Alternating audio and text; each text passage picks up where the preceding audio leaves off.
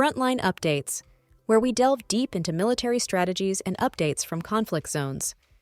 Today, we're discussing the progress of the ongoing special military operation as of November 16, 2024. I'm your host, Shariefa Muhammad MGT. I'm Colonel A.C. Oguntoye, an Infantry Officer. Tactical and strategic actions. Russian forces are utilizing a combination of infantry, armored units, aviation, and missile troops to press their operations.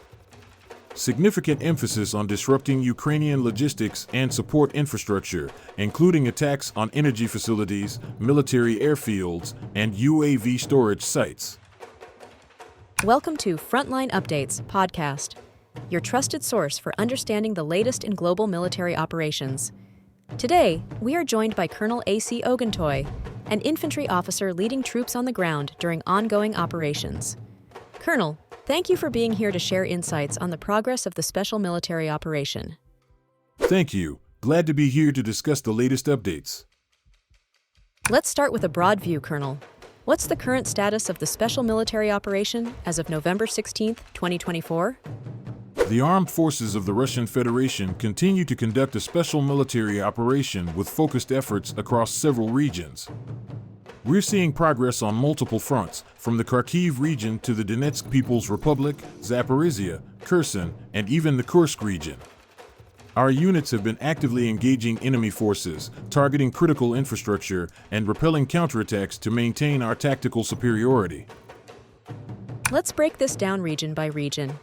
Starting with the Kharkiv region, what are the key developments there? In the Kharkiv direction, our North Group of forces has inflicted significant defeats on Ukrainian territorial defense brigades and foreign mercenary formations. We successfully targeted the 122nd and 125th Brigades in Velikiy Berlik, Maly Prokody, and Vovchansk. The enemy lost up to 70 servicemen, 4 152mm D-20 guns, 3 122mm D-30 howitzers, and 2 ammunition depots.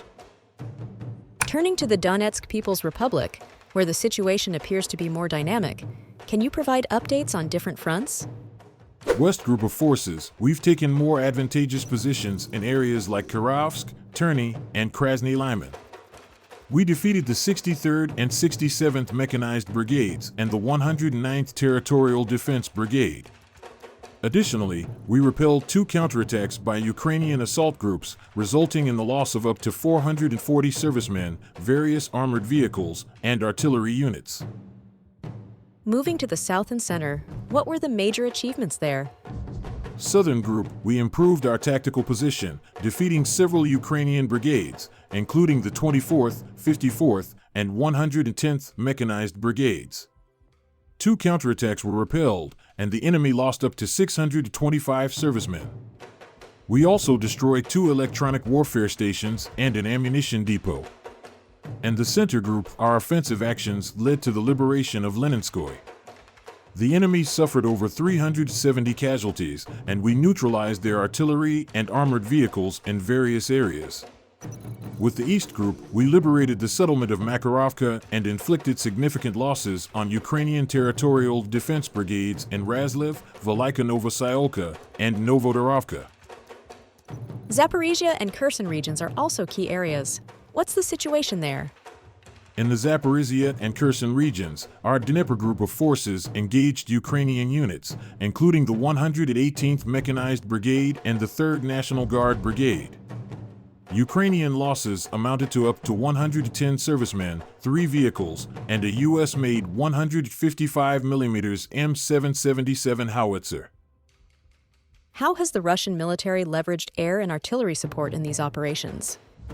Our operational tactical aviation, unmanned aerial vehicles, missile troops, and artillery have played critical roles.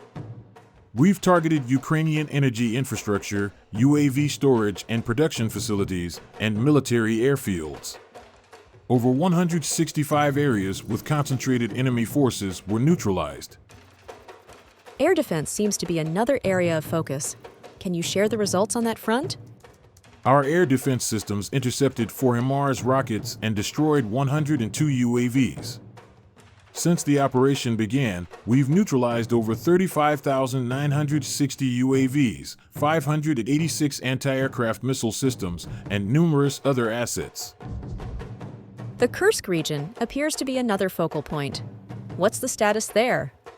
In the Kursk region, our North Group defeated multiple Ukrainian brigades, including airborne assault and mechanized units. Over 255 servicemen were neutralized within the last 24 hours, along with an anti-aircraft missile system and other equipment. Cumulatively, since operations began in this region, the enemy has lost more than 32,930 servicemen and significant military assets. Finally, what are the broader implications of these developments for the overall operation? Our forces have made substantial progress, repelling enemy counterattacks and neutralizing critical infrastructure. The cumulative impact on Ukrainian military capabilities underscores the effectiveness of our strategy and operations. On November 16th, the Russian Defense Ministry reported that Russian troops had taken control of Makharovka in the DPR. This is the most important section of the front in the southern Donetsk direction. It is less than 5 kilometers from it to Velika Novosayolka. There has long been no need to take this city head-on, since after taking Ugledar, it became possible to squeeze the population in a pincer movement and squeeze out the Ukrainian armed forces. Russian troops have already acted in this way in the Seledovo-Kurakov section, and the tactics have proven quite successful. With the storming of Kurakovo, what's the status there? The threat of encirclement hanging over the Ukrainian armed forces from the direction of Santsavka, where battles have been fought for the last 2 weeks, is acknowledged even by openly pro-Ukrainian sources, such as the Institute for the Study of War. This means that in reality the situation for the Ukrainian armed forces is even worse. Colonel, thank you for providing such a detailed briefing on the current military situation. Your insights are invaluable to our understanding of the conflict's dynamics. And thank you to our listeners for tuning in. Join us next time as we continue to provide up-to-date coverage on global military affairs. Stay with us for more updates and expert analyses on global defense and security issues. Stay informed, stay secure. Thank you for the opportunity. It is crucial to communicate these developments transparently. As for the news from Gaza today, the situation remains tense. Israeli forces have been launching airstrikes and ground attacks, focusing mainly on Gaza City and Lebanon.